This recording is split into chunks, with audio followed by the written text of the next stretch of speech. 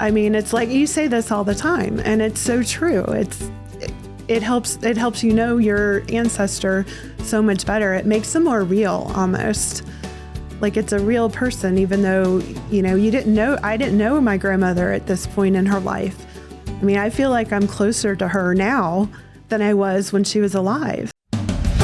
Stories That Live in Us is a podcast that inspires you to form deep connections with your family, past, present, and future. I'm Krista Cowan, known online as the Barefoot Genealogist. I've spent my whole life discovering the power of family history, and I know that sharing the stories that live in you can change everything. Imagine being an 11-year-old little girl and living on a ship for 2.5 years. I can't, but my guest today can, because her grandmother Lydia lived that experience, and she's going to share that with you today. Now, the way she shared it with me was she is a listener of the podcast just like you, and contacted me on Instagram when I was asking people about their stories, and she just shared a snippet of this story with me, and I was all in. I was invested. What I didn't know was that she's also written a book about the whole story, and she has her grandmother's childhood diaries that helped her discover the story. My guest today is Tamara Buzyna Adams, and she is going to share the story of her grandmother Lydia with us. I hope you enjoy our conversation. I'm so glad you're here. This is going to be a fun conversation, I think, because the way your story came to me, I love when listeners of the podcast share their story. So before we dive into the story you came to share, I'd love to hear a little bit about your kind of journey into family history in general. Well, I grew up in Florida, in Tallahassee, Florida, to Russian parents. My father was an immigrant. He came to the United States in 1950 and spoke Russian first, and then learned how to speak Polish and then German. And they left when he was like 6 from Poland, and now it's Western Ukraine. So he came with his family in the displaced persons camp. They lived for 5 years in Germany. They had a very old aunt with them. And they were supposed to go to Argentina or somewhere like that, but they couldn't go because she was too old, or, it was too complicated. Eventually she died. And then they came to America in 1950, and he grew up in Chicago. How old was he at the time? He was 12 when he came over. Okay. Yes. And then my mother was born in New York City, but her mother is the one that came from Odessa in southern, what is today Ukraine. And then her father came from St. Petersburg, and her first language was Russian. She attended kindergarten without knowing any English. Wow. So I grew up with a very strong Russian cultural background, with the religion, with the culture, with the cooking. My father's grandmother in Chicago was the typical babushka that you would imagine. The kitchen smelled so good. She'd make vareniki, which is like a pierogi, and oh, so good. I miss her cooking.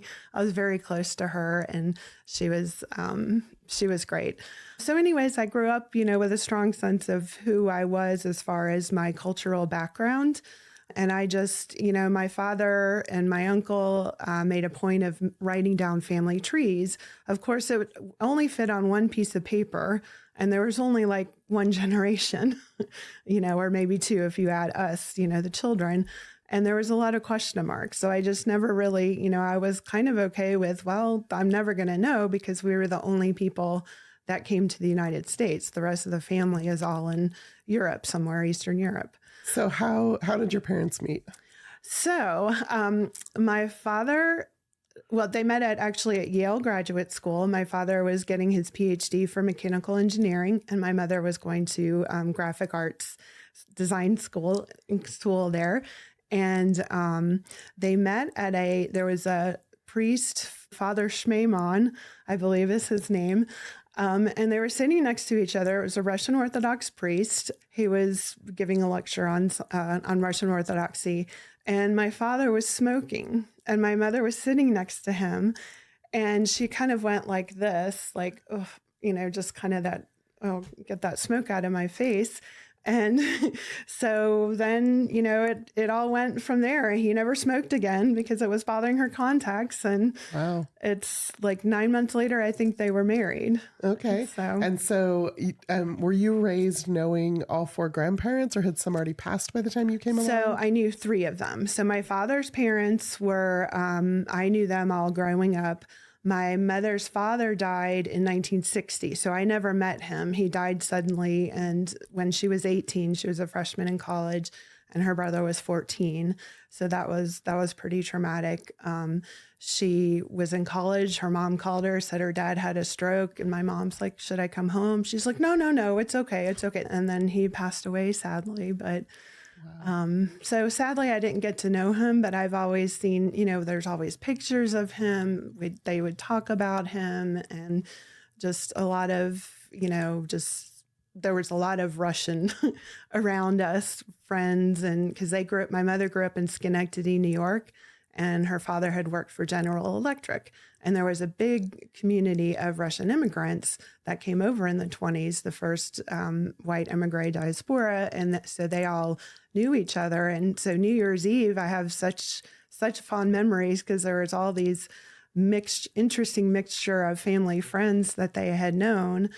And it would just be a wonderful time. And it was great. It's so interesting to be raised with such strong cultural and religious and language and food, like all of that identity as this, this Russian culture, but to be disconnected from like even your grandparents' parents or their parents, it feels like those things should go together. Yes. But the fact that they were living in a community and working in communities of other Russian immigrants makes sense. Yes. And, it's funny you talk about the fan club. Well, I think I've had to branch out to 2 notebooks that are like 3 or 4 inches wide of these friends that would show up on New Year's Eve or would go, my mother would be like, "Oh yeah, I remember this person did da da da," and I would look it up on Ancestry. I'm like, "Oh, I'm going to see, they died in this year, or here's the obituary, or this person wrote a book, or this, it's just fascinating." And we're just all so excited about just learning about them. And my mom's like, "I never knew that about this person." Yeah, those friends become such an important part of the network, the community of. It does. Yeah, wow, I love that. So what was it that triggered your interest in family history specifically? So what really, I've always kind of been interested in it. When we would go to my grandmother's house, every Christmas we'd go to Chicago. We would drive in our 1973 Volkswagen camper van, but I'd be excited we were not camping in the winter because it was too cold, and we got to stay in a hotel. Woo. And then we would go to New York, to upstate New York for New Year's Eve. So my father would get out the old tape recorder and he'd press the button and we'd listen to my grandmother speak about her time in Russia. And she would do it in Russian. I'm not fluent in Russian. I can read. I've taught myself how to read records, and I feel like I should understand it more than I do because I've been surrounded by it. But unfortunately, I don't speak it. So my father would kind of translate as we would go. And thankfully, we have these tapes. And later on, once I really delved into family history, I had them translated. But what really got me interested in is I was at the funeral of my husband's grandfather in, I think it was 2004. And I was talking to my father-in-law's brothers, and they said, "Well, Adams wasn't our original name. And, my parents, meaning my husband's grandparents, came from South Poland, which is the Carpatho-Rusin Mountains. So they were Lemko and Carpatho-Rusin. And, they're telling us that, their last name was Adamcho, or it was Adamchik. They didn't really know exactly or it wasn't spelled exactly. So they just changed it to Adams." So, I came home all excited. So I'm researching that family. I joined a bunch of Facebook genealogy groups. I met a bunch of my husband's 5th cousins. I'm like, this is really exciting because I have always loved puzzles. And it was just so satisfying. And I would report to my mother, I found this relative today or that one. And so one day she's like, "Well, Tamara, when are you going to start researching our family?" And, I just didn't expect to be able to find my great grandparents, or heaven forbid, my second great grandparents, or even, and now the more information I find, the more I want to know. It's just not enough. It's interesting that you were drawn to your husband's family first. But I love that your mother kind of pushed you towards your family. Yes. By the time that happened, was your grandmother still living or had she passed? She had literally just passed like the year before in 2003. Wow. So unfortunately, the questions that I would have asked, I didn't ask, and I guess another thing I should mention about my husband's grandparents is they were also Russian Orthodox, or they were really Greek Catholic, which is slightly different, but they attended the same Orthodox church as us. And when I first met her, she says, "Oh, you're one of us." And she did a lot of the ethnic cooking. So I felt a connection with her, and I felt a connection with researching his family because it was a very similar background. Yeah. And yet still it didn't occur to you that you could find your family. Right. No, my parents had, my father had a little piece of paper with names written down because they did ask his father, and actually his grandparents came over also, but they died before I was born. I think they died in the 50s. But they came in 2 aunts, so that's all we have here. Right. Yeah. And it's interesting to feel like, oh, we have such a small family. Yes. Until you start digging into it and realize there are more of us. Yeah. And my mother, she once I started this project, she's like, she never had any first cousins. She never knew any cousins. She always wanted to have a bigger family. And now we've found, not close, but we found fifth cousins, sixth cousins living in Sweden and Finland and Europe. And they're like, come visit us, so it's amazing. It's that instant connection when you find someone. It's hard to explain, but it's a really neat feeling. It really is. So 2004-ish, you're researching your husband's family for a few years. And then you decide at some point, based on your mother's prodding, to start researching your own family. What were some of the early successes or barriers that you came up against? Well, the barriers would be that there were no records online and I didn't really know where to look. But we did connect with a distant relative that was able to go to archives and do some research for us. And my parents had gone to Russia several times, met some of our distant cousins that we had known about. There was a couple cousins that didn't even know we existed, which was kind of interesting. So we had someone that would go to the archives for us. And, my dream one day, this is getting off a little subject, but my dream one day is to go to the St. Petersburg archives and open up a book and look at a metric book with my relatives, my ancestors on it. So hopefully something about those original records. Yes. I don't know what it is. It's amazing. So your early days of research were really like the early days of research that a lot of us went through. Yes. Even here in the United States before records came online. Right. And the other thing was which I tell people when people ask me how to get started in researching your family.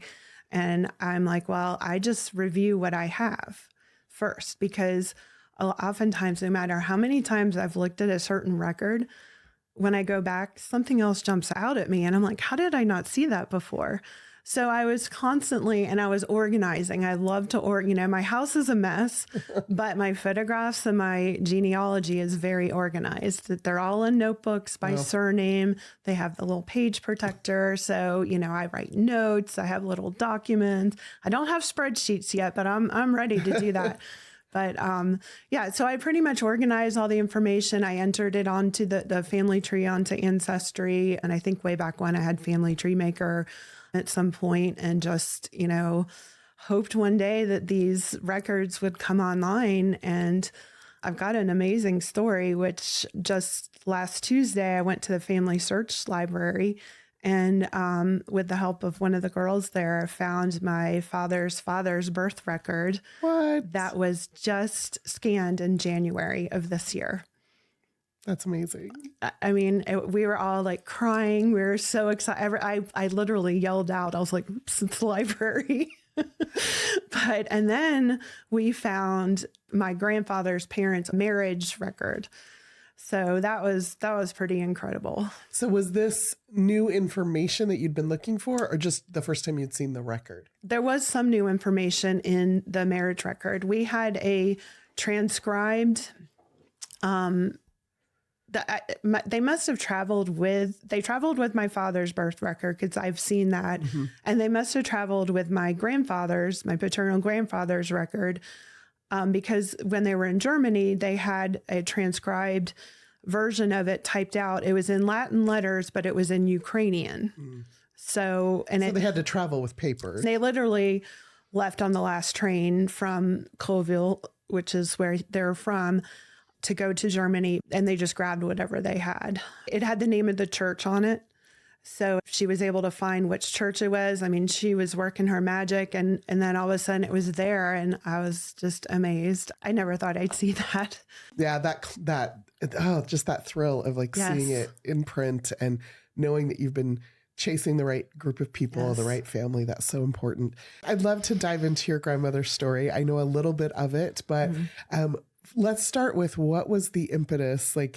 Is this a story you heard growing up? Is this a story you uncovered as you went?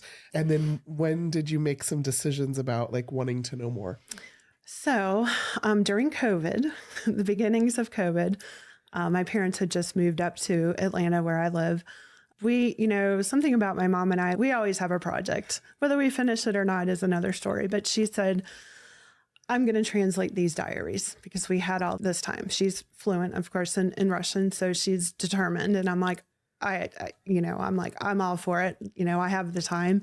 So literally I was photographing it's 5 volumes of those little composition books, these yellow old pages, smells like her house. So I photographed them, didn't like how it came out. So then I scanned them, probably spending way too much time on them. I'm a little bit of a perfectionist. But she would translate it. I would send her the copy, the photograph or the scan of the pages. She would blow it up on her computer screen, and she would type it out, the English version. She figured, well, her mother was 11 years old at the time of writing these diaries. Her first entry was January 29th, 1921. And, her penmanship was absolutely beautiful. I mean, the handwriting is better than probably anyone's today. And you don't need to know Russian to be able to tell that her handwriting was just meticulous and just beautiful. So she was able to translate them. And then I would take it and I would kind of rearrange it. I mean, it was still, word for word, but I would, add periods or whatever and research different places. And so my grandmother would talk about her friend Zhenya, which is Yevgenia is the original name. And then Zhenya is what they call the pet name or her nickname. And we're like, who is this Zhenya? And she would talk about Katya. So this is 11-year-old girl, they had just escaped Russia. She had lived on this, at this point when she started her diary, she had already lived on the ship for a whole year. And she talked about these kids, there was no sign of anything horrible going on in the world. It was basically through the eyes of a child. She was excited if the weather was good and she got to play outside on the deck of the ship or whatever. But so the diaries start when she's 11 in 1921, and they go through when? 1924, September 1st. Okay. So we've got 4 years. 4 years. Yes. Okay. And give us the backstory, right? So you mentioned the ship she's living on. And escaping Russia. Yes. I assume it came out. Did it come out in the diaries, or is that information you had to research? So the diary started January 1921, but she moved onto the ship. I had to do a bunch of research to figure out that whole year beforehand. When I first started this project, I was like, how in the world am I going to get the information from when she boarded the ship, where she boarded the ship, all this information. But we discovered she boarded the ship in January of 1920, end of December, beginning of January. We've got a few evidence pieces that helped us come up with those dates. And then we know that they just went all over the Black Sea. So that she was on the steamship Kherson, which there's also a name a city in Ukraine called Kherson. And they would, during war times, it was a military ship. During peaceful times, it would take people here and there.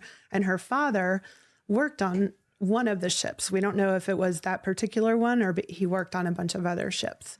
So he was basically a purser. So think of Gopher, like from The Love Boat. That's who I think of. And so was the whole family living on the ship at this point? So in January, yes, but he would be gone for, like, I have a postcard from him to her in 1912 when he would go on the Odessa line from Odessa all the way to Vladivostok, which I don't know, it's way on the east side of Russia, and it would take about 40 days to go there. And they would go to Egypt, they'd stop in, all these different ports, Japan, and would send back postcards to the family. So the family would stay at home. But in January of 1920, her father had said, well, things politically, the Russian Revolution had already, taken place. The Bolsheviks had taken over most of Russia except for the Crimea and that area. He's like, let's go on the ship. Let's live on the ship for a little bit. And then when things calm down, we'll come back home. And how many were in the family?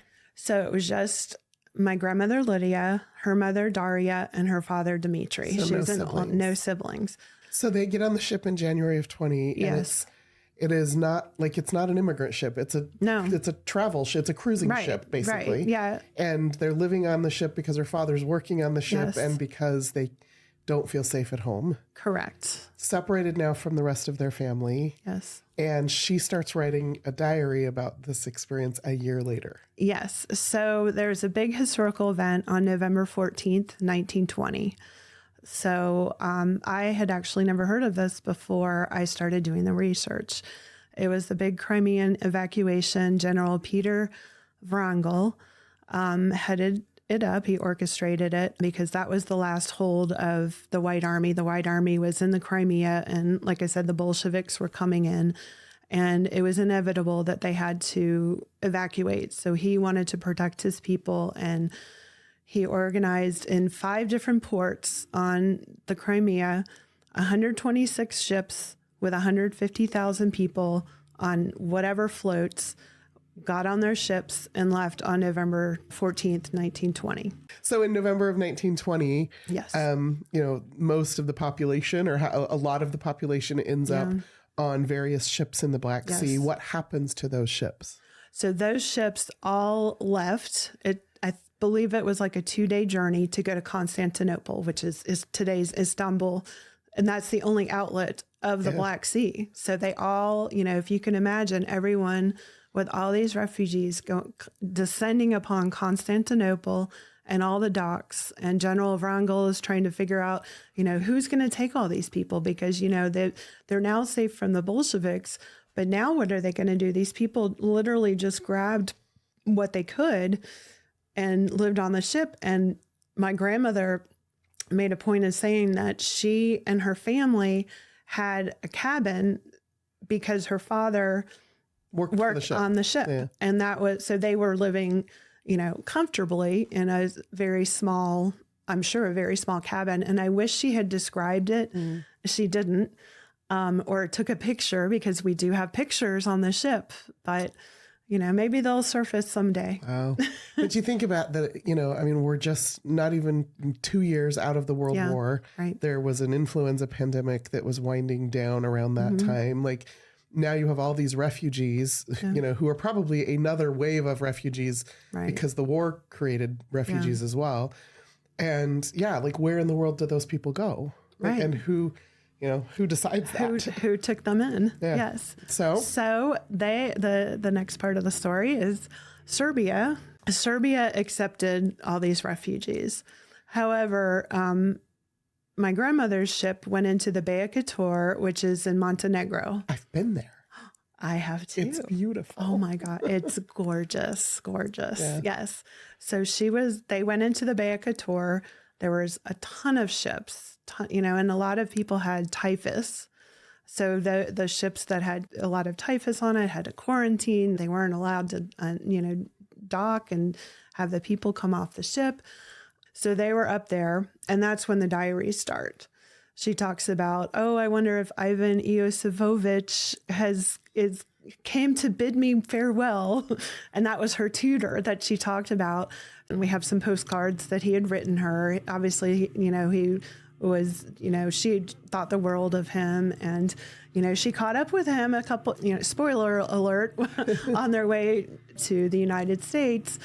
But, his last name never came up. Wow. So it's interesting because, we're following along with this story of your grandmother, but it's unfolding as you're reading the diaries, but then also doing the research into who all these people are. Yes. And what is it about, you see a name on a piece of paper that makes you want to know who this person is and more about them? Because I feel like if I know who this Ivan Iosifovich is, I'll know more about my grandmother, about the people in her life. Like it gives more of a whole person. And it's like you say this all the time, and it's so true. It helps your ancestor so much better. It makes them more real almost. Like it's a real person, even though, I didn't know my grandmother at this point in her life. I feel like I'm closer to her now than I was when she was alive. Right. Yeah, I love that. So from November when they had to leave the Black Sea. Yes. And then they go to the Dalmatian coast next. How long are they there? So they arrived in Constantinople November 17th-ish. They left there around the 20th. I'm trying to remember my timeline off the top of my head of November. And then December 6th they were in the Bay of Kotor, got rejected there, went up to Bakar. And I think they were in Bakar for 3 weeks. They had a typhus epidemic on the ship. They had to anchor. They weren't allowed to anchor in the bay. They had to anchor at the roadstead, which is even further behind.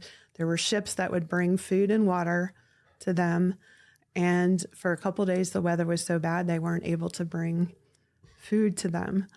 These random little stories that kind of makes this whole situation so real. And are these stories you uncovered because you've researched the ship, or are these people that your grandmother's writing about? So no, so this was not what she wrote about. There are a bunch of memoirs that people have written that have said, oh, I was on the Kherson evacuating Russia, and this is what it was like. So we kind of took little snippets of what these people said. So it's just piecing together. It's, a big puzzle, piecing together all the information that we find about the ship. How long until they finally find a home? So by January 31st, they were back in the Bay of Kotor. Okay. And that's about the time the diary started. Yes, that's the time. And she writes about how the beautiful scenery, she's looking outside off the deck of the ship. I guess I have no idea if she had a window in that. I think she did actually have a porthole possibly, but, and she would talk about that. And then they arrived into the Bay of Kotor, and they anchored there from about January 31st until about October 6th of that year. Wow. But Lydia and her parents moved off the ship August 1st, and they stayed in town for about a week before they ended up going to Novi Sad in Serbia, which was the second largest Russian community of people that General Wrangel was trying to help and support. Wow. So, yeah. So she lives on the ship for a year and a half, essentially. Yes. The first 10, 11 months of that is just her dad doing his job. Yes. And then the rest of that is illness and refugee status. And yet she still just has this childlike wonder that comes through, even just in the few things you've shared. Yes. That's amazing. Yes. Like her highlight of those 7 months that she lived in the Bay of Kotor was, I hope the weather doesn't ruin, going to shore.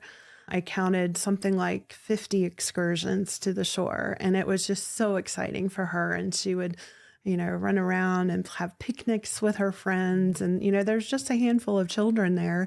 And, I knew them all by name because, and I felt like I was living there with them. And in Russian, when children address adults, they address their first name and their patronymic. So, for instance, she would talk about Anna Ivanovna. So we know Anna and her father was Ivan, so it's Anna Ivanovna, but she didn't say her last name. Anna Ivanovna invited all the children to go on a picnic, and we had, it's kind of funny because she would say how she would have a shot of wine or have some coffee, or or they go into a restaurant, and there's a funny story where they were sitting in a restaurant and these sausages that were hanging on the ceiling all of a sudden fell down on them and scared them, and she said they had the biggest laugh of all. So, it's just funny how she describes these little, it's the simple things in life. Yeah. They celebrated Russian Orthodox Easter, and we have pictures. So she would say in the diaries, oh, today the children were so excited because we got our picture taken and then we got the picture back. And so it corresponds with the date. She's so detail oriented. I could figure out pretty much which picture she was talking about. So, and it's just such a treasure to have these photographs, and you can see them, and they look like just, on the ship, and you would have no idea what they just went through. Wow, that's amazing. So when do they finally make plans to come to the United States, or how does that all play out? So Lydia's mother, Daria, had siblings. Mm-hmm. One sibling, Constantine, had already come to the United States. Okay. So, and he was living in New York City. So they were communicating. So they were able to send letters to each other. So Constantine sends a letter to wherever they were in Novi Sad saying, you guys should come here. Because this whole time, my grandmother keeps saying, oh, we're definitely going back to Odessa. We can't wait to go. When we go back to Odessa, they always expected to go back. That was just not a question. But then Constantine said, oh, let's, come meet me in New York City. So, at first, I think Lydia's parents said no. And Lydia had remarked how she was, upset that they said no. And then she was excited that they finally said yes. So they had to do all the paperwork. So they were in Novi Sad, and her father had to travel to Belgrade, I assume on train, by himself for a couple. He would be gone for a couple of days to get the paperwork. And we actually have the document of their their paperwork. It's this huge, 11 by 14 paper. It's got these beautiful stamps on it. It has pictures, these signatures. It's just an absolute treasure. So then they went on kind of an adventure. They went on a train basically from Novi Sad to Zagreb, and they saw their friend Ivan Yosifovich, bought him some art supplies. Not sure what. Must have been an artist as well. And then they continued with the train to Paris, and Lydia mentions how she really wanted to see the Eiffel Tower, but they didn't have time. And so then they went to Le Havre, and they had to be I guess they stayed in a warehouse for a week. They had to be in quarantine before coming to the United States. So at the end of May, they board the ship La Savoy, and they took an immigration ship. Took them 5 days or a week. She had a horrible experience. Everything else was great, but she's like, the food was terrible. She felt nauseous. The weather was terrible. The first few days, the waves, it was very rocky, very, difficult.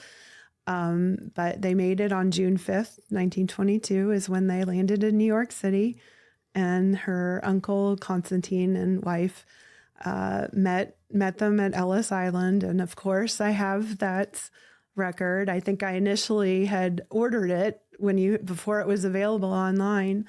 So that was exciting. So she was 13 by the time she got So she was, I believe, her birthday's in November. So she was 12, almost. She was probably turning 13 that year. And spent almost 2 years of her life on a ship. Right. And she wasn't in normal school. Yeah. She loved school, and she, if she didn't do her studies during the day, one day, because it was Easter or something, she would have to justify why she didn't do her work. Right. She was very diligent. I think she needed that structure in such a chaotic time in her life. She was going to school in Odessa.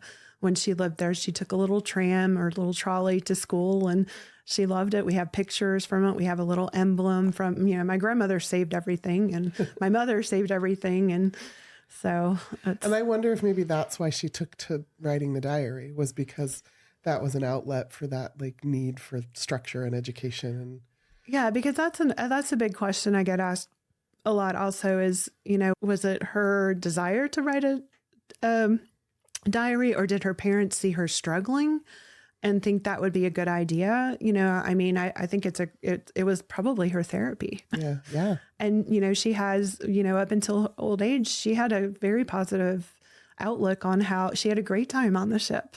Yeah. Interesting. And so you have taken this and turned it into a book. Yes. That is going to be published very soon. Yes. Do you want to tell us about it? So this is called Last Ship to Freedom, and uncovering my grandmother's tale of fleeing post-imperial Russia. And this is a picture of my grandmother in her favorite sailor suit, sitting on the deck of the Kherson in 1921 in the Bay of Kotor. And you can see she has very curly hair. And there was a story, she actually contracted typhus, and they had to shave all the kids' heads. And her hair grew back very curly. So she has, every time I see this picture, I think of how she had to have a shaved head. But I told the story of kind of a little bit about her background, and then that first year living on the ship and her impressions and just interesting things that happened while she was on the ship. She told a story when she was older that she saw horses in the water, swimming in the water when she was in the Black Sea. And my uncle and cousin on my father's side were always fascinated by this story. And anytime I heard any kind of history story when I was younger, I bolted. I was like, whatever. And now I wish I had listened to it. But what happened was in Novorossiysk, which is one of the ports on the Black Sea, the White Army was defeated once again in March of 1920. There was not enough room for the horses on the ships. So the horses would go into the water, trying to follow their masters on the ship, just heartbreaking. And I have found a poem of a Cossack, I believe, who wrote about this experience. And it's heartbreaking to hear, you expect that you're going to die with your horse, and to leave it behind is like the ultimate betrayal. And she saw this, she witnessed this. And also in the book, in the back, I tell the story, I go sequentially, chronologically of what happened, the research. And then at the end, I talk about how I found some of the research, or how I found some of the answers. And we actually found a crew list. So we have 101 crew members. And of course, I wanted to research all those and see which ones came to America. And another little interesting tidbit is, so my grandmother, when she was married and raising her family in Schenectady, New York, her best friend, the husband, had also evacuated on November 14th from Sevastopol on a submarine. Wow. And he did not enjoy it at all. I mean, she didn't enjoy it either, right, obviously, yeah. But it was a different experience for the adults. She met quite a few people through her life who also experienced as adults, who experienced the departure, the evacuation.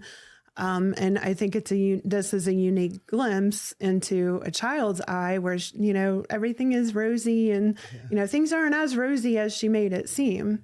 And I think as a result of this experience, she just showed so much resilience. Wow, what a treasure to have not just known her, but to have those writings from that perspective, and the work you've done to discover more of the story, I think, is amazing. I'm excited to read the book. Yes. So finally, I get a text from my mother saying, oh my gosh, my mother finally wrote the last name of Zhenya, and it's Anakayev. And I was like, literally, I got off the phone, I typed it into Ancestry, and 2 seconds later, I got a hit, and it was a family tree, and it had the same pictures that I had of the ship, of the children, and I saw the 3 children, so I knew that it was Zhenya, her brother Kolya, which is Nicholas, and the brother Alexis, which is Alexei.